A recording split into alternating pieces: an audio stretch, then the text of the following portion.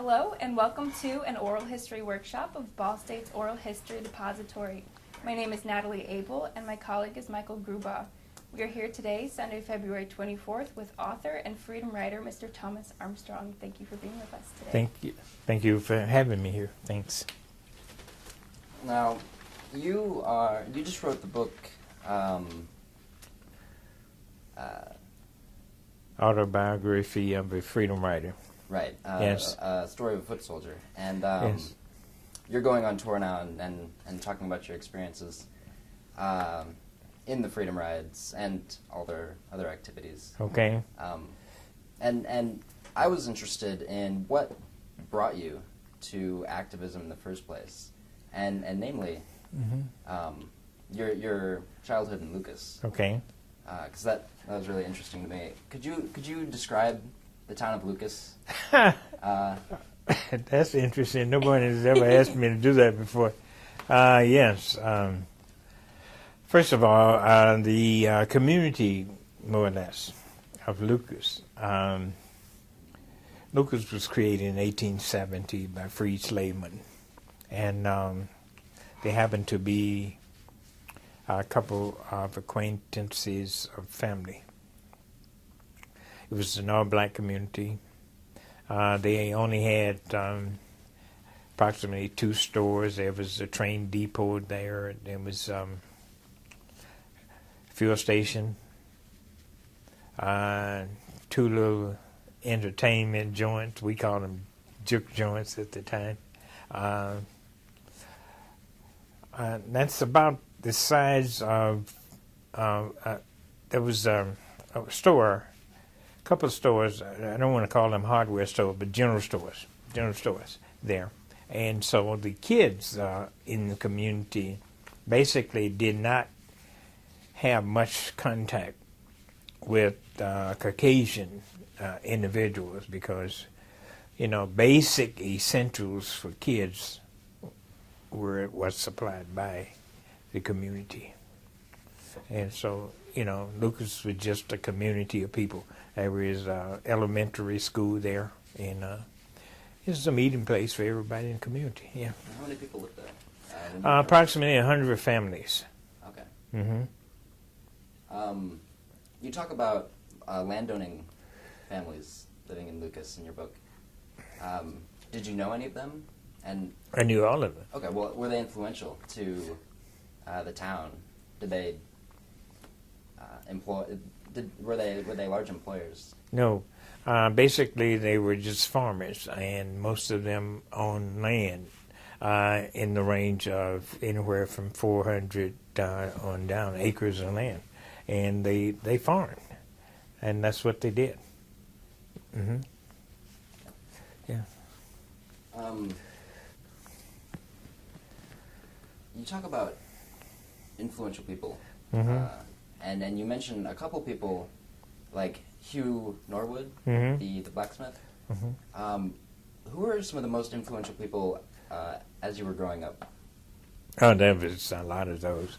I really can't sit here and talk about perhaps specific one, quote unquote, but there were a lot of them. Of course, Hugh Norwood was one.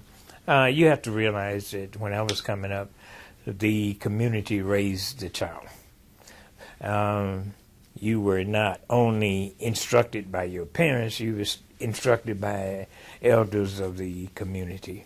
Hugh Norwood was one of those gentlemen who did not mind listening to young people. And he was a blacksmith. And plus, what made it interesting, he had 2 real pretty granddaughters. So that made it interesting. Basically, my instructors in school, principal of elementary school, Ernest Lockhart, was a great influence on my life. And same with high school. You have to remember, in these schools, I had relatives, aunts and uncles, who were instructors in these schools also. And so they, of course, paid close attention to me. And it was very little trouble I could get into, So everything went well there. Yeah. You mentioned, you it does seem that there's a large family aspect. You said you had trouble finding a girl who was not Absolutely. a member of your family. Yes. And you were raised by your aunt And uncle, and and I called them mother and father. When I speak of my mother and father, I'm actually speaking of my aunt and uncle. Yes. Right.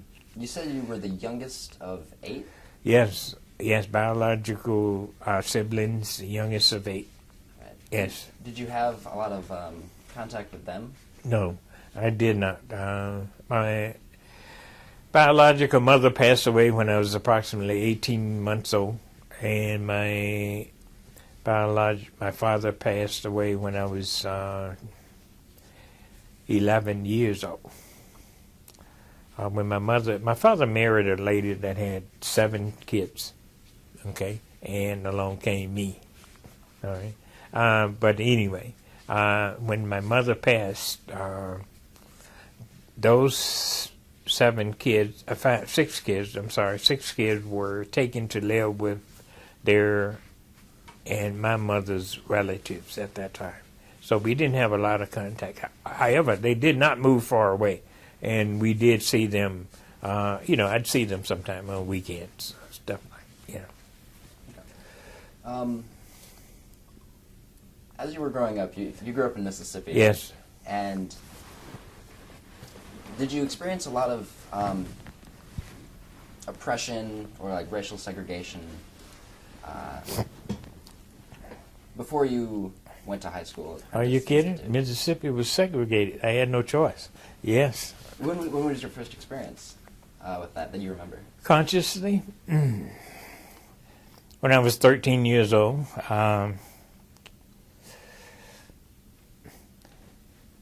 Let me start from the beginning. We had a old field core radio once. It's just an old-fashioned radio. And my dad didn't like the kids listen to the blues music that much, And so I'd take the radio and put it in bed with me, and cover up. Well, anyway, after listening to that radio one night, too late, it caused me not to wake up and catch the school bus the next morning, all right? So I only lived a quarter mile from the center of Lucas. So I got up and ran down there. And people are always stopping there getting gas and traveling on to the next town of Prentice. So I knew that there would be somebody there going to Prentice where my high school was. So I ran down and caught a ride to Prentice. And I was let out in front of the ice cream parlor. In Mississippi, during the summer months, it's hot at 8:30 in the morning or earlier, and I thought it was a good day to get an ice cream cone. So I walked over to the window and requested an ice cream, cone of ice cream, and the guy said, "What's the matter, boy? Can't you read?" And not really paying attention to what I was doing, I said, "Yeah, what do you mean?" He pointed up, and there's a big sign that says white only. He said, "Go around to the side." So I walk around to the side of the building, and there's a window there. And there's a 50-gallon metal drum half filled with garbage. Flies swarming all around. So I look at that, immediately turn and go and walk on the school, which was only a quarter mile from there. So that was my very first contact consciously with Jim Crow, as we called it then. Did you talk to your friends, or was there a lot of discussion between? Oh yeah, yes. Talk to relatives. A lot of my relatives were teachers, and many of them would stop by the home where I lived on the weekend, and there was always family discussions there going on about things in the community. Now you have to remember also that those discussions did not always take place in the presence of children. So a lot of those conversations I heard while standing behind the door. Right. So, but anyway, Yes, I talked to them about it, and the consensus of the family members were that we would not frequent that particular facility anymore. Right. So, and you talk also in your book about meeting or finding an NAACP list that had been made by the White Council and had a lot of names. well, actually, yes. Yes.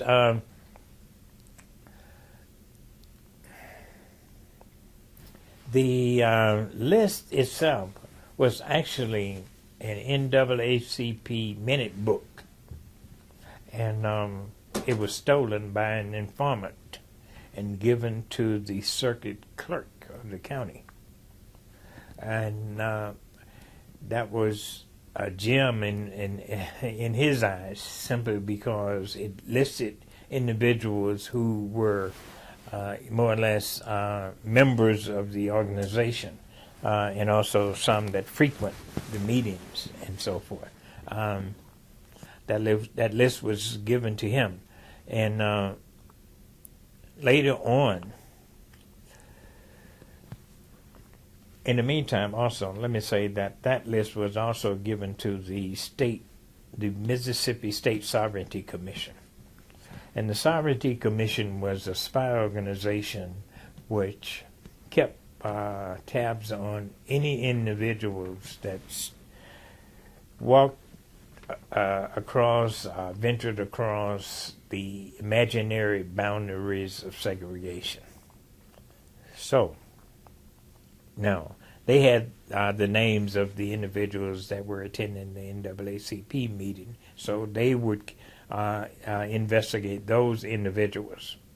That information was passed on to the Mississippi White Citizen Council at that time, and anything that went to the Sovereignty Commission eventually was passed down to the Ku Klux Klan organization. So those members expected, and they did receive a lot of intimidation. Yes. Right, and a lot of them were a lot of them were acquaintances of mine individually in the family also, and many were family members. Yes. Well, I want to move on now to your experiences at Tougaloo. Mm-hmm. How did you end up getting to Tougaloo? Well, my sister had gone to school there 6 years prior, and so I knew about school, and my parents considered no other school but that one. You going there? That's where you're going, and we had available to blacks in the state at that time. 2 other 4-year colleges, Alcorn A&M College, Agricultural and Mechanical A&M, and Jackson College at that time. But I wasn't allowed to go to either one of those. Why was it that you weren't allowed to go to those schools? My sister, as I said before, my sister had gone there, and of course the family thought it was a very good school, and it was. It was considered to be the best in the state, by the way. And the other thing is, they felt, and when we felt, and I felt later, that Tougaloo was a college that actually inspired you to think for yourself, do things based on your conscience, not on necessarily on the advice of someone else. Do what you think is best. And one of the individuals was instructors there, a gentleman by the name of Ernest Berensky. Berensky was a social studies teacher from Germany, and he had escaped the situation there in Germany, the Nazis, and he knew what freedom meant. And he would tell us many times that freedom is around the corner, but you have to go get it. It's not coming to you. And the only way for you to get your freedom is go get it. And we understood what he meant, and we tried to live up to that. Yeah. Did Tougaloo attract certain professors like that? Were all of your professors there civil rights minded? Oh, no. No. And not at all. However, the instructors at Tougaloo were very liberal-minded instructors, and they were from all over the country. It was not necessarily Mississippi-born instructors, individuals. Most of them were Caucasian, as I recall, and I'd say 75%. So they were not all civil rights minded. You have to keep in mind they were willing to support the actions of the student body, but most of them were not out front civil rights leaders type individuals. Yeah. So when you started at Tougaloo, you were only 17 years old, correct? Okay. How did it feel being away from Lucas and a completely different environment at that time? Well, actually, I was 16. But how did I feel? I felt pretty good. Felt pretty good. I say that simply because there were individuals, as you have to realize that there were individuals at Tougaloo from my community and the surrounding communities. Okay, so it's like you going to Ball State, coming from your community, and you get into Ball State, and there are individuals from Muncie. You might not have known them, but they were close proximity to where you live. So that became your homegirl, your homeboy, whatever the case might be. So there was no adjustment in that, arena. The adjustment, of course, academically was a different story. I think at Tougaloo, we covered everything that I had learned in high school within a week. Okay, and so I really had to get down and really study, but I didn't have problem studying. I could comprehend things pretty good, and so I only had a difficult time, I would say, the first semester at school. And that was mainly because I thought I was smart, okay? And I really didn't think I had to study certain subjects, okay? I was wrong. Okay, yeah. So, did it take you a while to become active in the civil rights movement because you were adjusting to school? Right.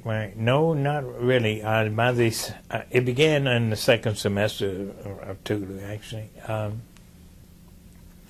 friend a friend of mine and I had heard about what we call mass meetings, and the mass meetings taking place in Jackson, which was 10 miles away at that time. The boundary has widened now, and it's only across the street from Jackson, Tougaloo. But back then it was 10 miles north of Jackson. I'll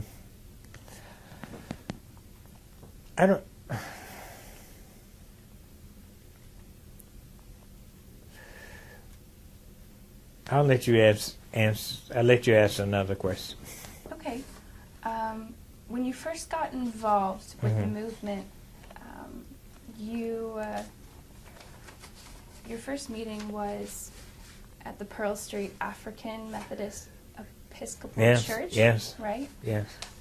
What was that like, the first meeting?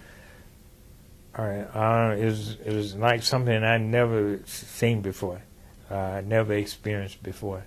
That was one of the mass meetings that I went to, and there was a lot of singing. I couldn't sing either, so don't ask me to sing. But we began freedom songs and so forth. But what really caught my attention at the meeting was a young man by the name of Medgar Evers. And Medgar Evers was the field secretary of the NAACP for the state of Mississippi at that particular time, in charge of voter registration. And while listening to him, I learned that in my home county, 1,000 individuals had been disenfranchised. They had been taken off the voter registration rolls. And he even mentioned a few names, and among those few names that he mentioned were relatives and acquaintances of mine. And at the end of that meeting, he asked and requested that we as students who were present help him go out into the community and teach voter registration classes to blacks in the area. So I felt I had no choice. And that's how I really first got involved in civic work. Civic, some people call it civic engagement, some civic education, some call it civil rights. But it was actually voter registration. And that's what I did for 4 years. Yeah. How did you organize these meetings that you would have? Oh, I with didn't. communities? Medgar Evers did. The NAACP did. And what they did, it was simple. What they did would find out if we were available to go out. We would leave school on Friday afternoons and get back Sunday, and so they would set up meetings out there for us, and request that we go to a certain settlement, certain meeting. The meetings actually were held mostly at churches, sometimes at home, sometimes under oak trees. So, so he would set it up and we would go. It was a dangerous situation. It was kept quiet in fact, all of the time. And people were getting abused, beaten, and killed for simply trying to help individuals to vote. Yeah. Did you face any of that danger during the school week? Did anyone target you for going out and teaching these? Oh, later on, yes, they did. Not initially. It was learned that I was one of those, yes.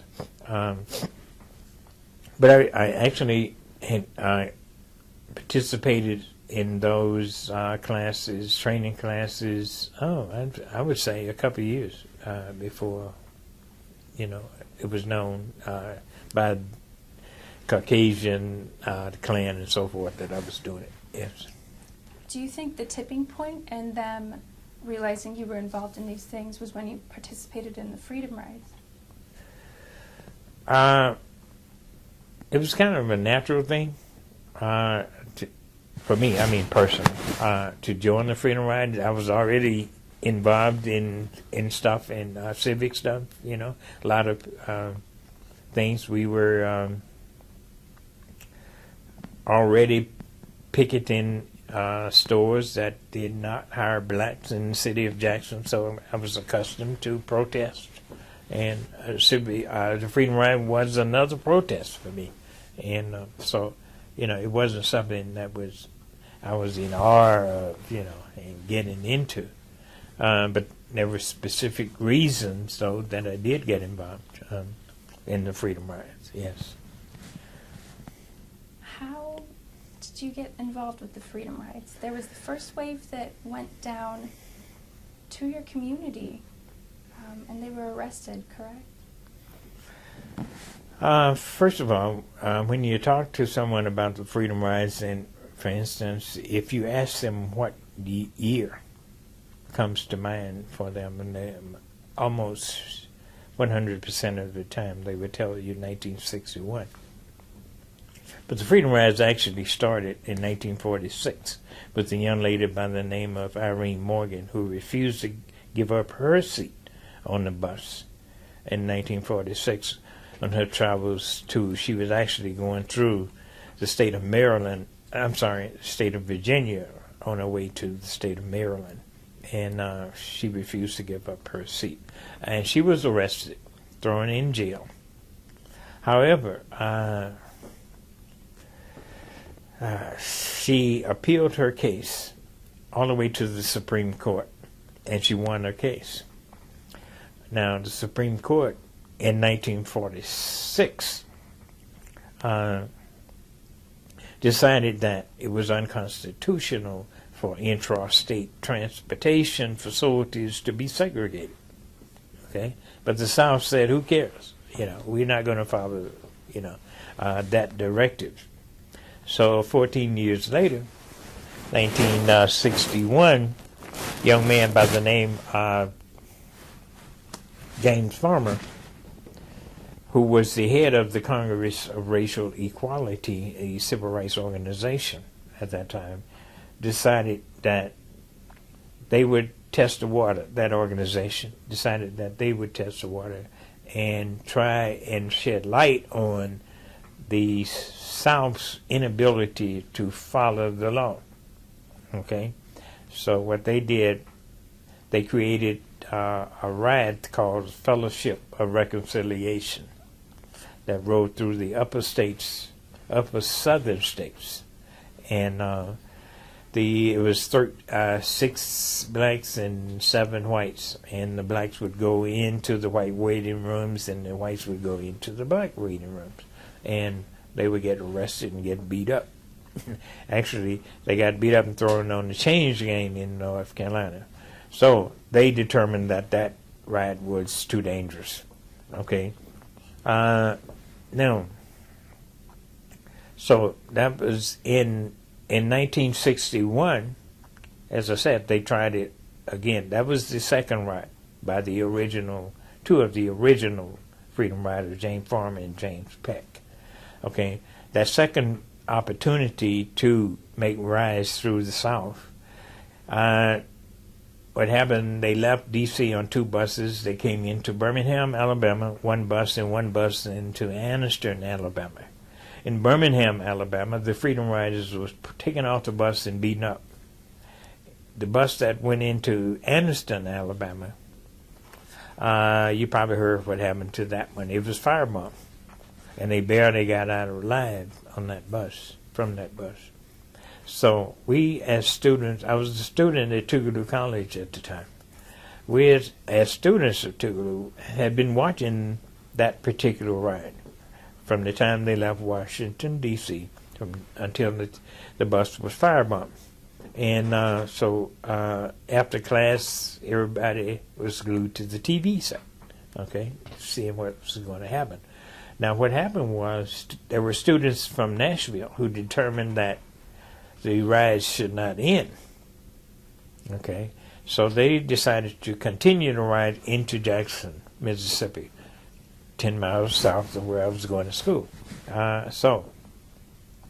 Once they arrived at Jackson, they were all arrested, okay, and thrown into jail. You have to realize something about the Mississippi jails. The jails in Mississippi were of such that once you entered, there's a good possibility of you not coming out. You could get killed in there, and most certainly you would get beaten up many times, and your health would not be the same when you came out. So we were concerned about their safety once they were arrested. So what happened was 3 students at Tougaloo and a couple friends from a neighboring town, we got together and we decided what we could do to help was to get into jail with them. You have to understand that the powers to be, political power in the city of Jackson, always blamed outside agitators for all of the racial unrest in the area. It was those outside agitators who were coming into Jackson, upsetting our black folks. Okay, that's what they would. It was always said. So we had to change that. And we were residents of the state of Mississippi. Okay. So we said, well, it's our responsibility to change that. And so we went down to the Trailway bus station in Jackson. We ended up in there. We already had tickets, by the way. And we went into the white waiting room there, and we sat down. And the book, I indicate that they were known as the Tougaloo Four. That's what the power's political structure of Jackson called us at that particular time. But anyway, we went into that bus terminal and sat down. We had tickets. 5 minutes later, even though there were approximately 20 policemen in the station itself, the chief of police, James Ray, came in and asked us to leave. So we told him that we had tickets to New Orleans, Louisiana, and we were there to catch the bus. And so that's what we planned to do. And he said, well, no, you have to leave. We said, no, we have tickets, so we don't have to leave. We're catching the bus. We're leaving on the bus. He arrested us right there, threw us in jail. We never got a chance to get on the bus. So that was interesting. I was interrogated for about three days, and something strange happened, and that was the president of the college, Tougaloo College, came down and bailed me out of jail. We were prepared to stay in there 39 days because that was the limit of days you could remain without filing for an appeal, and so we were surprised. To be honest with you, I was a little glad to get out. Okay, I was a little glad to get out. It's getting lonesome in there. So, was there any violence going on in the prison while you were there? There was, but I didn't experience it. No, I didn't see it. I didn't experience it at all. You can't call it violence. During interrogation, you get a slap upside the head every once in a while. One detective might kick the chair off, but that little stuff like that. But it was really, that's my experience. Yeah, there were different experiences for others. Some of the individuals, yes, were beaten up by the guards. Some were beaten up by inmates, perpetrated by actions of the guards. So, yes, so it was a mixture of things going on. Yeah. And what was the goal of the Freedom Rides, the ultimate goal?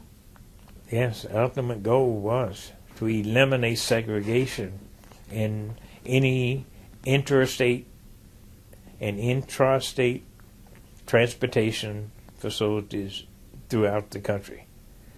And we had to get those black and white signs down. We had to change on those black and white waiting rooms. And so that's basically that was the beginning of it. Yes, that was their beginning goals. Yes, and they did it. They succeeded. How long did that take? Not long, really. 6 years. In about 1967, all the signs were down. So, yes. You mentioned that you were bailed out by the president of Tougaloo College. Yes. Why did he do that? Were you? Well, he was the president. The individual who was very involved in civil rights were approximately 15 students from the entire body. But it also included the chaplain and the president. The president knew what we were doing all the time. He knew where we were going for protests, demonstrations, and so forth. He in many cases he acted as observers. Okay, so he was very involved in what we were doing, what his students were doing. Yes, and he was concerned about us being in jail, so he came and got us out. Were you active after he bailed you out? Did you continue to do civil rights movement? Well, mine took a little different turn than most of them.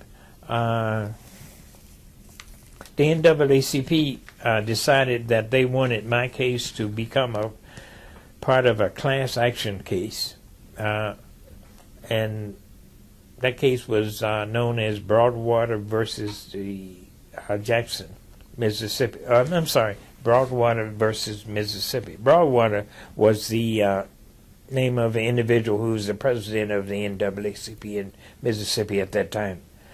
So they took my case as a Freedom Rider case, and the case of another young lady by the name of Doris Bracy, who was arrested for sitting on the front of a city bus in Jackson.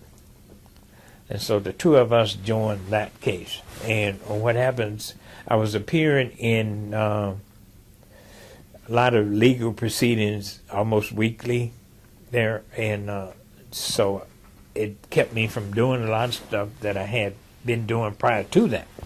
But by the same token, I also was able to maintain my work with voter registration.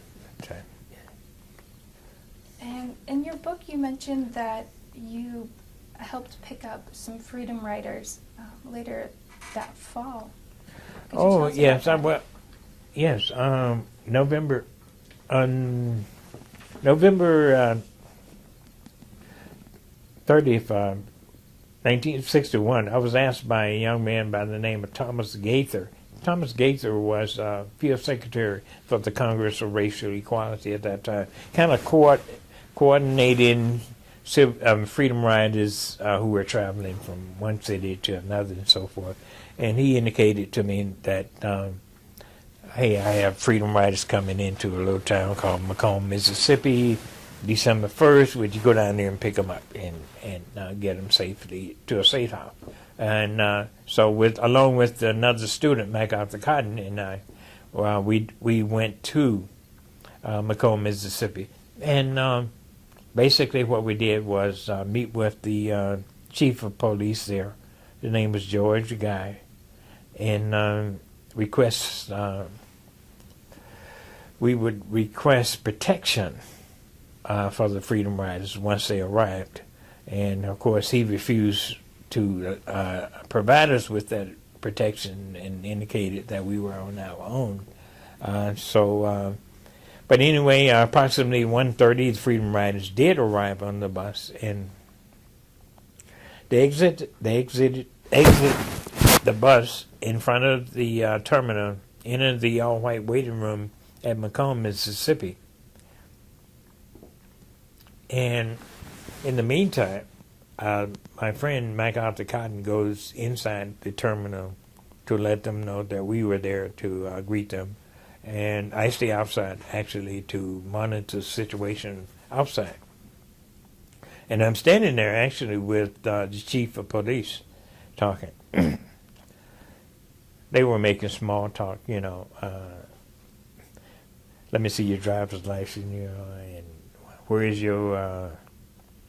We had induction card for the service at that time. Where's your card? Where's your selected service cards? Had to show them all that stuff while we were sitting there. But anyway, he leaves me, the chief of police, and goes into the pool hall there next door. Once he gets in, all of the doors of the surrounding businesses open. And people just flood out with bricks and bats and bottles and everything else. And so they start congregating toward the bus terminal. But 2 doors down from the bus terminal was 4 or 5 Time Life magazine photographers. And so the mob of folks walked right past me and beat up all these Time Life photographers and threw them through the glass windows. And while they're doing that, I go to the door at the terminal and tell them that it's time to leave because the situation's getting out of hand on the outside. So as we came out, just to our luck, I guess, and one of the there was a police car parked right there, our car was just beyond his, and we were able to get through that mob into our car, and the police, once we got in the car, the police let us out through them. So that's how we got out of there. Yeah. Where did you go after that? Did you stay in the city? Or did Oh you yeah, we went to a safe house in Macomb, Mississippi at that time. In fact, we went directly to a house owned by a young lady by the name of William A. Cotton. William A. Cotton had 2 houses, and she would allow voter registration workers and freedom riders, when they came in, to stay there. And she fed them and what have you. It gave us comfort there. Her houses, by the way, both of them, at a later date, were bombed to bits because of her activity. Yeah. How did you know about this safe house? I was doing voter registration work. I knew about it, and there were other voter registration workers in the city of Macomb, and so we were familiar with the houses where we could stay. Yes. Was that ever written down, or was it No. just verbally communicated? No, it wasn't written. No. So right around that time, Mm-hmm. I believe it was December 4th, just right after this event, Thomas Armstrong, not you, but a photographer, was actually beaten. Oh, he saved me many times. Yes. There was a photographer in Jackson. His name was Thomas Armstrong, by the same token. And he was, when we had demonstrations, a lot of time he would be there documenting the protests. And so he would get beat up too, just like we would, if they saw him. And so there was a protest where, he was beaten up, pistol whipped by a former policeman on the steps of City Hall there in Jackson. And so I just happened to be driving my father's truck to school. That my father had a pickup. We had several trucks. My father was a logger, by the way, and so he had several trucks and so forth. Had a pickup, so occasionally I would drive the pickup home to school. Just happened to have it then, and came home that Friday night, and there was stopped by to get fuel near my home. And as I got that fuel, a lot of gentlemen whites were sitting around within the gas station. And it's about 8 o'clock at night, and they're sitting there talking. And there's a black guy that was sitting inside also. He worked there.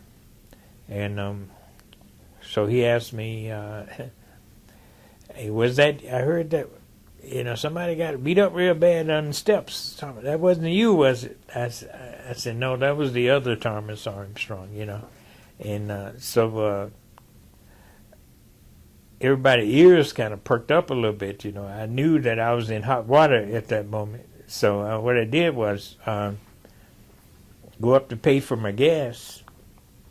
Well, that was the same gas station where my dad purchased gas for all his trucks, and his brothers also. And what happened was, so the owner there, when I go up to pay for the gas, he say, well, you don't have to pay for it. Your dad will be here tomorrow. This is a Friday. Your dad will be here tomorrow to pay for the gas for all the trucks. So don't worry about it. And so the guy say, when he said your dad would be here tomorrow, he called my dad's name. My dad's name was Enoch at that time. All right, Enoch would be here tomorrow. And so one of the other guys, white guy sitting there, said, are you Enoch's son? I said, yes, Enoch Barnes' son, and walked out. Okay, so I felt at that time that was a pretty close call for me, simply because, see, my last name was Armstrong, and my dad's last name was Barnes. That's my uncle that raised me. And it took the clan a while to connect me with the Barnes family. and so I had a little more time on my hand there. So, yes. How did your mother and father feel during this time as the I guess violence started kind of, you could see it on the horizon. How did they feel about that? Were they scared for you, or? They were, but they didn't let me know it. They were. My dad just simply said, "They're going to kill you, boy.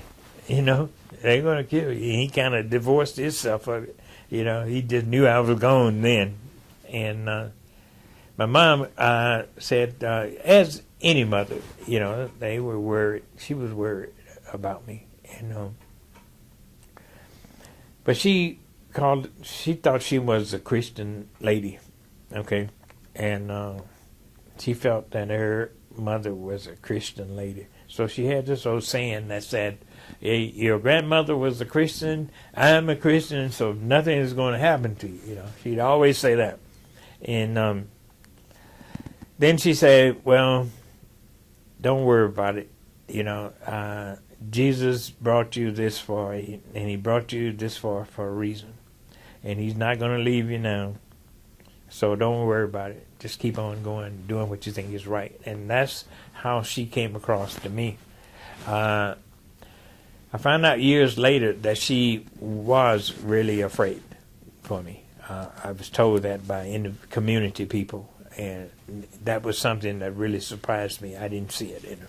Yes.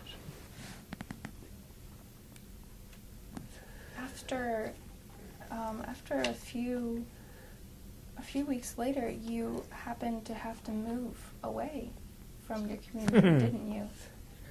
Yeah, that was difficult. That was the least I could say about it. First of all, when I told you I went into this gas station to pay for the gas, the guy that owned the station there was a friend of my dad's. And the guy that owned the station was a Caucasian gentleman. And now there are some people who say that wasn't true friendship. I have no idea. But by the same token, I do know that the gentleman had a GMC truck dealership. And my dad bought trucks from him. My dad's brother bought trucks from him. Every year, somebody was buying a new truck. So, could it be the guy that took the actions that he took because he wanted to maintain the business? I don't know. But by the same token, the guy was a friend of my father's. He would come sometime and visit us on the week, sometime, anytime.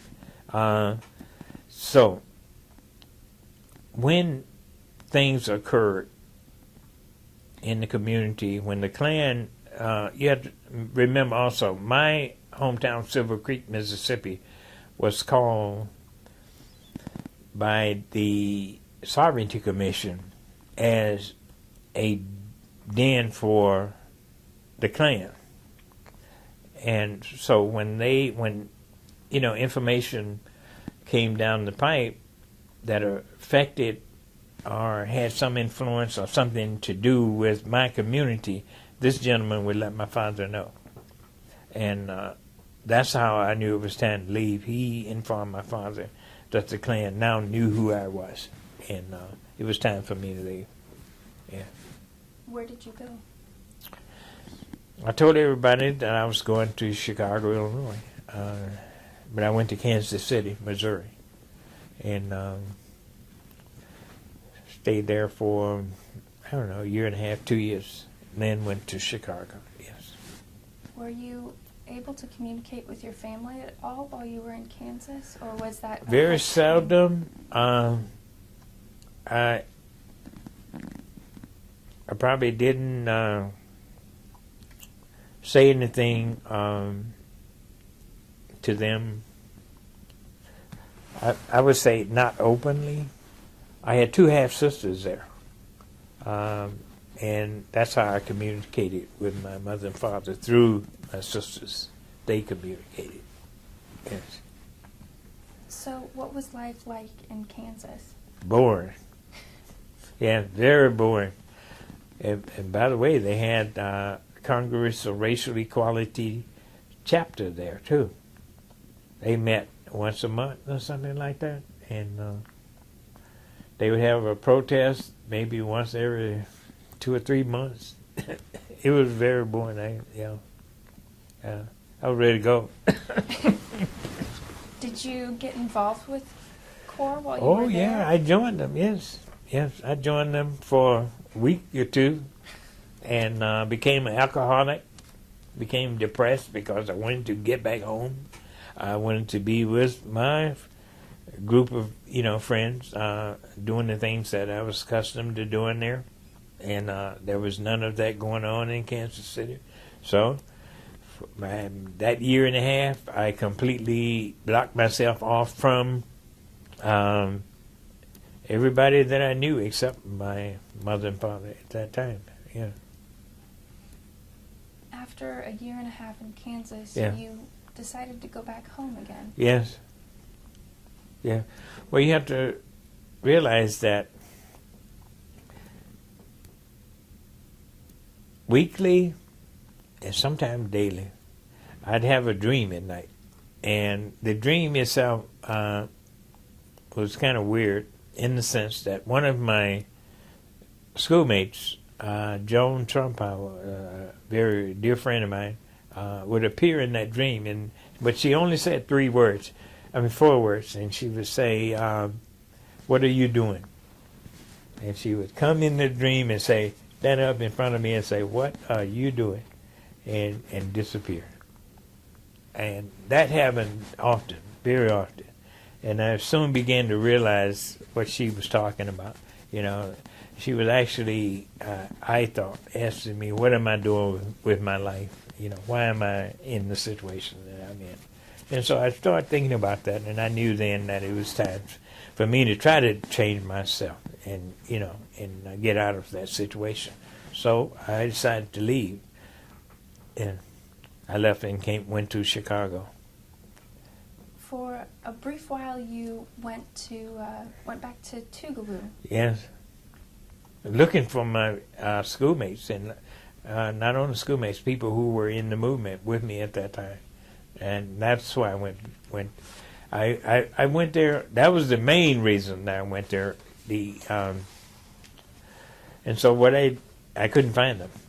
They were not there. They had gone on to other things, and some were working for a civil rights organization in different parts of the state and so forth. So it was difficult for me to find them.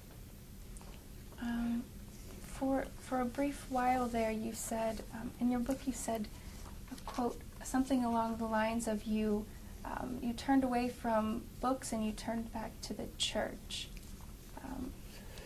Could you explain that? Would you repeat your question? You mentioned that you went back to Tougaloo for a very brief time. Mm-hmm. You were going to finish your major, Mm-hmm. but you decided to quit school and you turned back to the church and you started getting involved with the Methodist Church segregation. Oh no! Oh, that's a different. Yeah. I went back to Tougaloo. I needed 6 hours.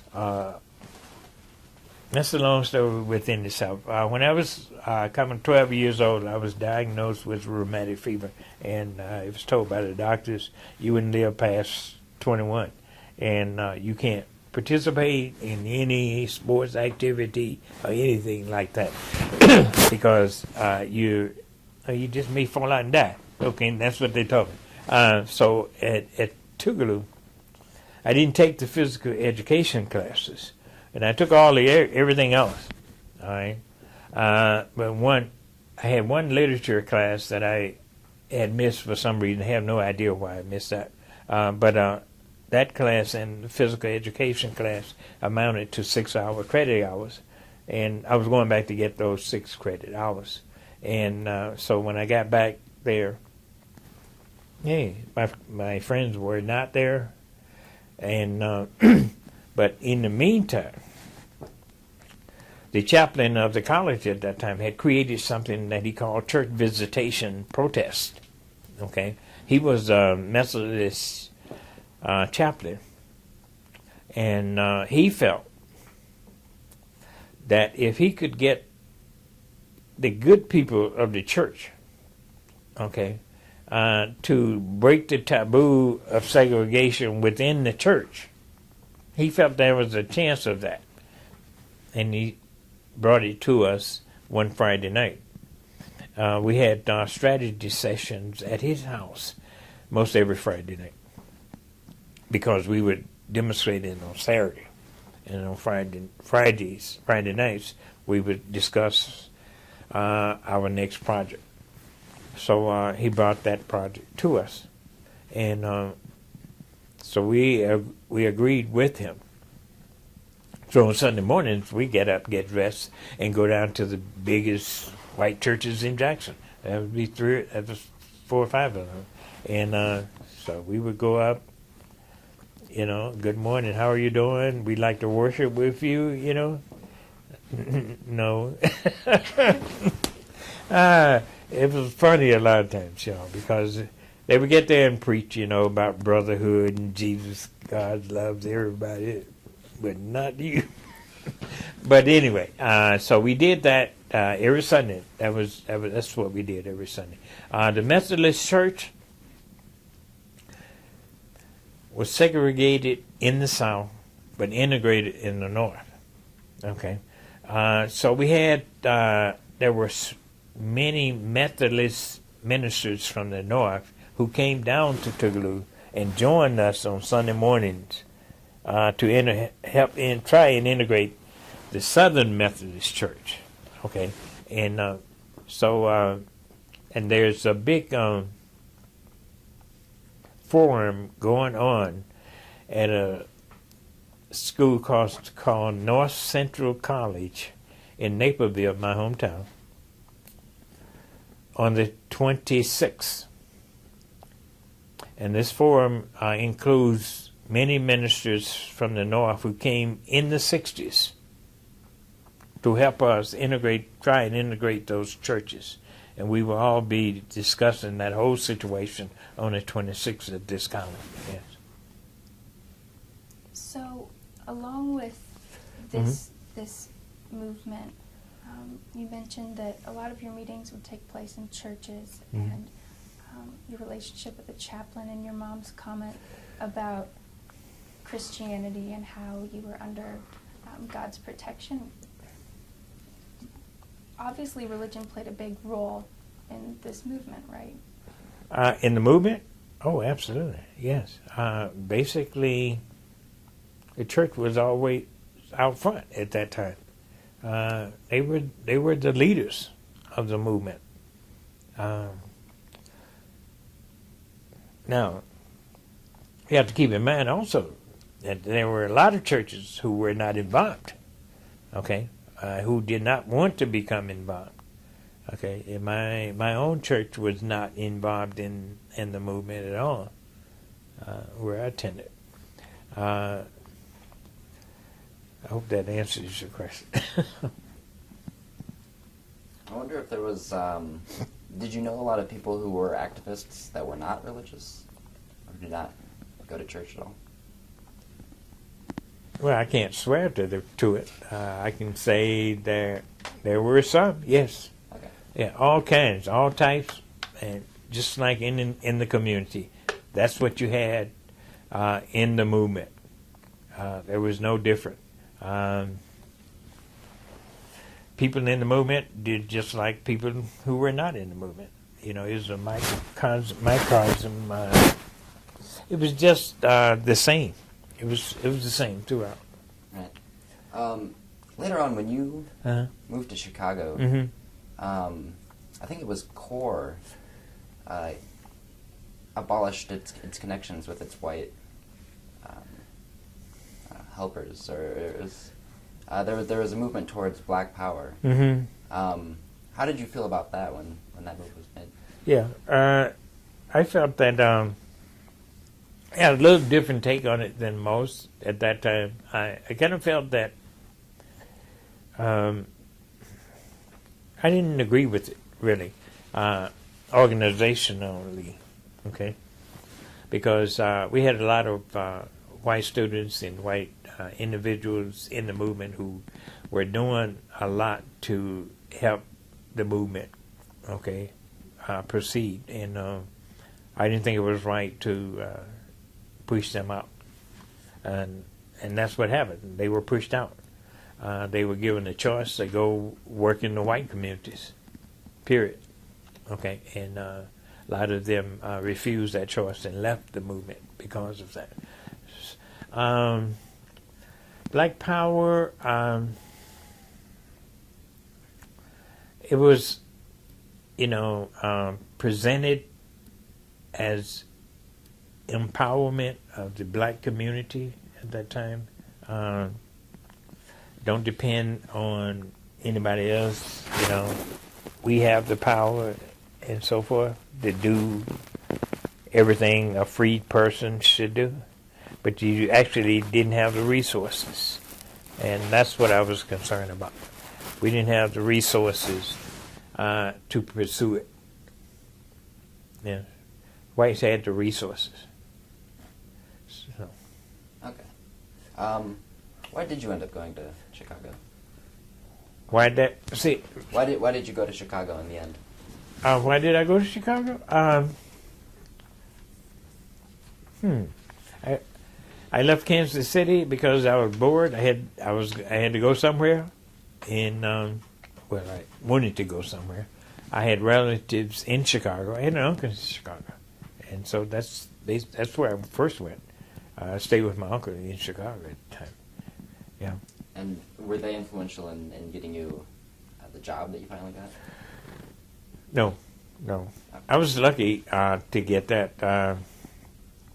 I had met a young lady that I kind of liked, and she was in school at the time, and she needed funds to tide her over to pay for her schooling, okay? And so she decided to get a job at the post office over the winter to make money so she could go to school. And she was a friend of mine, a real good friend of mine. She said, why don't you... And I had a job, though. I was working at a company called National Tea Company. It no longer exists at this time, but it was a grocery chain, and I was management trainee in that grocery chain. However, I had been looking at things at that store, and I saw that there were no black managers on that store. Even though I was in a management trainee program, they didn't have any black managers. Okay, so I was concerned about that. But she said, I'm going to take the test for the post office now so I can work, over the winter. Will you take me down there? Yeah. When I take it down there and she get ready to go in, she said, why don't you come on and go in with me? So I go in. I do. And I end up taking the test with her just because she was taking it. But I didn't even know anything about pay with the post office. In fact, I knew very little of what test I was taking. But I took the test, and so we both passed, and the post office called both of us. That's when I started looking into the post office, what they paid and benefits and so forth. And I found out that the benefits that the post office offered were much larger than the benefits where I was working. Okay, and however, the post office wasn't paying me as much money as I was making. So, but I decided to take it, and I took it. And about a month after I took the post office job, the superintendent,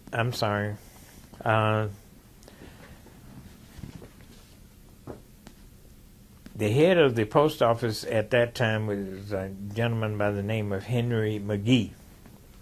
So, the Henry McGee, he called me into his office, and I just knew something was wrong. I thought maybe, I was getting fired because I had been to jail. When you're apply for the post office position, when you fill out the paperwork, one of the things they ask you, have you ever been arrested and all, when, where, and how, and all that kind of stuff. So I was truthful and put it all down there. Yeah. And he called me in, and he said, I've been going over your application, and we are implementing 13 GED schools in the country, and we'd like for you to be our science teacher. And I almost fell out the chair, because I knew he was telling me I was fired. But anyway, so I agreed. So I went to the state of Illinois and got my certification to teach it, and went to training in Mountain Air, New Mexico for 3 months down there, and in it, this GED program as a science instructor. Yeah. And what was that like? Oh man! Now, what was that like? It was called the Postal Academy, and the Postal Academy provided a GED program for students who had been kicked out of regular schools, okay, or quit or whatever, and adults of the community also. We had all of the games were represented. And we had 3 buildings in Chicago, by the way, too. But all of the gangs were represented in there. It was a great place. It was a place, I would say, all of the teachers there with me, they were dedicated individuals trying to do something for these students that were involved. And we could advance their educational levels, 2 grade levels, within a 6-month period of time. That's how good it was. We had, at the end of the school day, you had to make the kids go home. Okay, they wanted to stay around and do it. I developed something I called Black Science. And Black Science simply was, I told them everything. I kind of laughed to myself sometimes. I told them that science was everything and everything was science. Okay? And what I did, a lot of times on the weekend, I'd visit their homes. And a lot of them lived in extreme poor neighborhoods and so forth. And I'd look around the home and see what was not working and what could be improved in there materially. And a lot of times lights wasn't working, whatever, in the house. And that's how I created my curriculum by visiting these places. Carpentry, I brought that into the system. I brought electrical work in there, and it's whatever I could see. And you see, when I was coming up, I could do all that kind of stuff. I had the opportunity to work with a lot of gentlemen in my community, and I knew how electrical stuff worked. I knew how carpentry stuff worked, so I could do all that stuff, And if I identified something in a student's home, I could tell that student how to go about fixing that and how to get it done, to help his family or what the case may be. It's practical applications of science. Mm-hmm. Did you see yourself as a community leader during that time? No, no. I'd rather be a follower in a sense. However, I knew that I was considered to be a leader, and I didn't step away from it, but I didn't pursue it. I didn't aggressively pursue it. Yes. And then you were saying that the superintendent of the post office changed. Oh yeah, postmaster, national headquarters, postmaster in D.C. changed, and he decided that the post office should not be about education, should be about delivering the mail, so only. And so the program closed. So I went back into the post office as a transportation specialist. Did you have any thoughts about moving towards education instead of postal work? No. I had cousins who were teachers in the Chicago educational system, and they could not teach what they wanted to teach. They had to teach their curriculum that was handed down to them by the Board of Education. And that wasn't always what they wanted to do, and none of them were satisfied. So if they weren't satisfied, I knew there was no need for me to get in there. Yeah. Okay. Looking back, do you think that the civil rights movement, actually, do you think there is still a movement today? That's one question I haven't been asked before. That's a good one. If there is, oh yes, yeah. There's always a movement. There's always a movement. It's just not as overt. It's not as dominant as the movement was back then. You are participating in the movement now by going to school. That's all a part of the movement. And yes, it's a movement. But I do feel that one day there will be another. I don't know if you call it civil rights movement, but there will be another major revolution movement, as you may say. Yeah. Is that part of why you're? Is that part of why you wrote this book? No, not really. I wrote the book simply because a couple of reasons. Number one, I wrote the book because my granddaughter, who was a middle school student, saw a movie, documentary in her school, and that documentary, she thought she saw me in this documentary, and Eyes on the Prize was the name of it, and she came home just bubbly, all bubbly, and she called me Papa. She said, "Papa, I saw you in the movie." Yeah, what movie? We saw Eyes on the Prize today.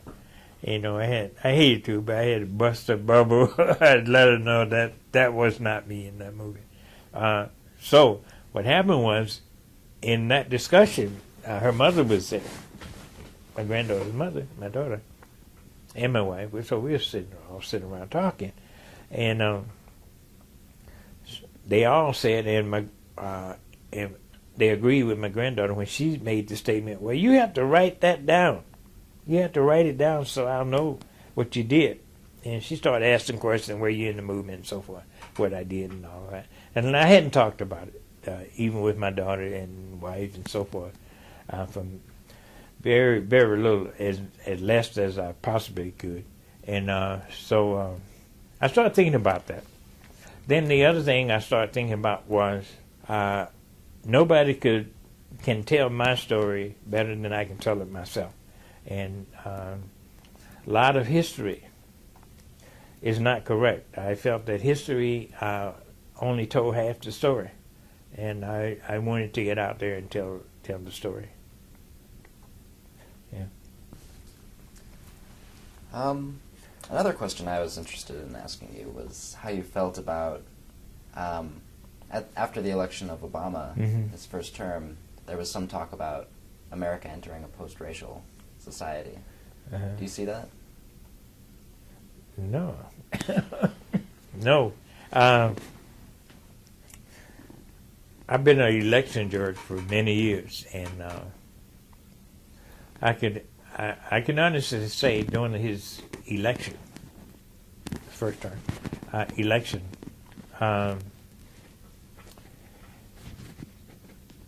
the face of the voters was different. I noticed it when they first start walking in their door. Everybody walked in the door had a big smile on their face when they came in the door. I knew then something was going to change, as I worked throughout the day. But post-racial, no, racism is still here, and it is a big problem in this country, and people don't want to admit it. And you cannot get anybody hardly to talk about race. And that's the only way that we're going to halfway solve the problem is to talk about it. We have to talk about it. You have to learn how to talk to me about race, and I have to learn how to talk to you. I can't talk to you and talk down to you at the same time. That's not going to work. We're not going to get anywhere doing that. We have to talk to each other on affirming tones. I have to realize that what empowers me disempowers you, and vice versa. So we have to come together in some form or some fashion down the road. And race is still here. It plays a great part in this society today. And race makes you hate me and you don't even know me. You know? And once you get to know me, then you can no longer say that I'm less than human. So we got to talk to each other, and we have to get together and talk about things. You walk in, I bet you now at lunchtime, check this out, Ball State University at lunchtime, go into the cafeteria and look around. I bet you'll see that most white students are sitting over here on this side. Blacks over here, Hispanics over here, and vice versa. You don't see a constant mixture of races talking together. It should be a little better in college than in high school. You definitely see it that way in high school. Yeah. In Mississippi, there was, when you were growing up, there was obvious racism, whereas now it seems to be a little more covert. Oh, yeah, yeah. And so, do you still deal with that, or racial oppression on a daily basis? Or, how should I say, are you still aware of it when it happens? Every day. It happens every day. It hasn't gone anywhere. It's just being covered up. It's a little less now than then. Back when I was growing up, I hate to use you as an example, but when I was growing up, I knew what you thought of me. And you let me know what you thought of me. You let me know that you didn't like me. All right? And I knew that. Now you don't let me know. They go so far now as to say, I do like you. Okay? But do they really? But the actions are completely different. Yes. That's how it is. Okay. I only have a few more questions. I was wondering if you felt that you said that there's a or you see that there's a movement still, and there may be another revolution. Do you think it would look the same? No. Okay. No. Personally, I don't think so. I think it would comprise of offspring, or it would be comprised of and naturally led by offspring of interracial couples. You have a lot of people who are in school today who are the product of interracial couples. And when they pick up tax forms and different forms that they have to complete, they don't even know what box to check. The box asks you, who are you? You know, they get tired of trying to choose which box they belong to. And these individuals at some point are going to rise up and join together and make this world better. Yeah. And do you think it's going to be, or do you think activism is still important today, like picketing and what you used to do with the movement? I don't know.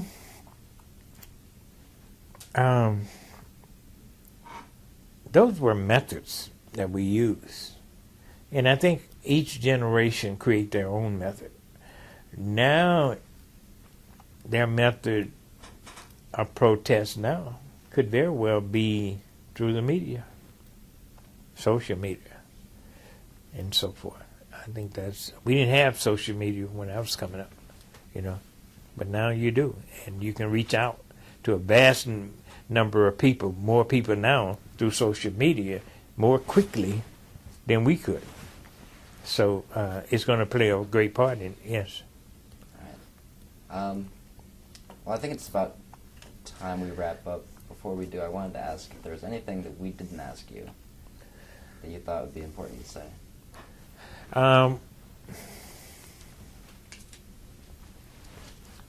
I think there are a lot of things, but I prefer you read the book and, and hear about them.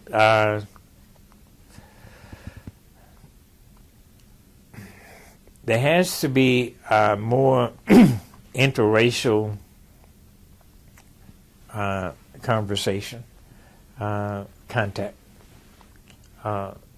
because all races, we all living here together, and we're going to either, as they say, swim or sink together in the end, and so we're going to have to learn how to get along with each other, and that it's imperative that we do that we learn that.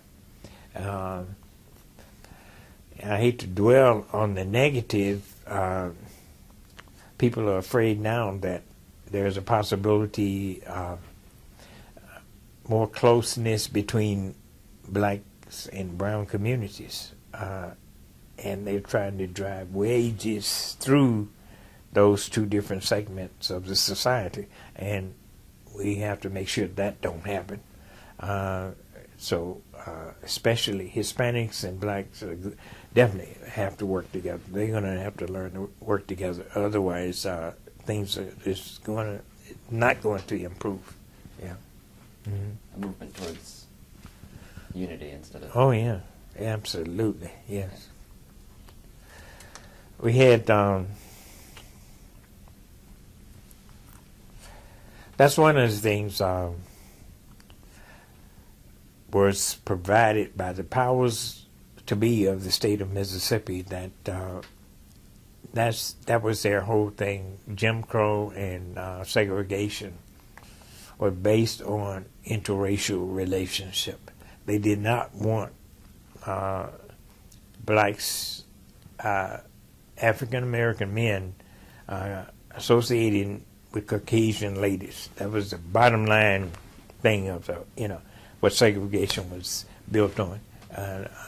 They felt if that happened, then the white race was lost, and they were serious about that. They really believed that. So, yes.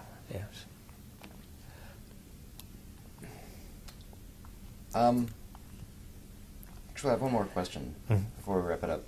How do you think that your thinking about race and the issues involved in that differ from someone who wasn't a part of the movement in the 60s? Well, it depends on their environment. It depends on their associations also. I had the opportunity coming up in college, with the exception of the first semester, every roommate I had was a foreigner in college. And so I had the opportunity to, really discuss, with foreign students, their environment and what was going on in their country, and get some ideas from them as to what they thought about us and our civil rights movement at the same time. We had, we didn't even have many. We had, I think it was 10 Caucasian students in my college when I went to school. And so there was always, every day, every night, there were always these interracial discussions going on. So I think that kind of influenced me a little bit. The other thing that influenced me was my grandmother. My grandmother, we know that her father was white. We think her mother was white. We have pictures, but we don't have documentation of that fact. But my mother would always tell me, I was talking about 13 years old at one time, but during that time, 14 and so forth, when Emmett Till was killed, I hated white folks. And my mom would go in that old trunk she had and pull out this picture of her mother, okay, and say, well, you hate her too? She's white. You hate her too? And so she kind of brought that out of me, that feeling out of me. But you know, I grew up not really, you know, hating folks. You know, I was fine with white, black. It didn't matter to me. Yeah. Thank you for your time. Okay, thank you. Mr. Armstrong, Yes. I'd like to leave you with our best regards. But first, I must thank our technical assistants, Mitch Hannon and Nick Reese, for making this interview accessible to those who weren't able to be here this morning, as well as Dr. Doyle and his graduate assistant, Rich Uzdowski, for helping organize this endeavor. Okay, yes. And finally, on behalf of Ball State, Ball State's oral history program, and personally for me and Michael, we'd like to thank you for giving us the honor of your presence and an opportunity to hear your story. So thank you very much for being here. Yes, I'd like to say one thing, though. There were 70,000 individuals who participated in the civil rights movement of the 60s, 70,000 plus. And those 70,000 individuals included students, just like you people here in this room today. And they are the ones that made the change in our society, those young people. And right now, we're turning it over to you. So you have the torch now. So it's up to you what you do with it, you know. So you guys can sit around and halfway do your lesson, you know, and halfway overlook what's wrong at Ball State, in your community, in your state. You know, don't ask anybody, where do we go next? Find the problems in your community and change them. That's where you go. You don't have to ask. Just go and do it. And you guys can do it. Thank you very much. Thank you.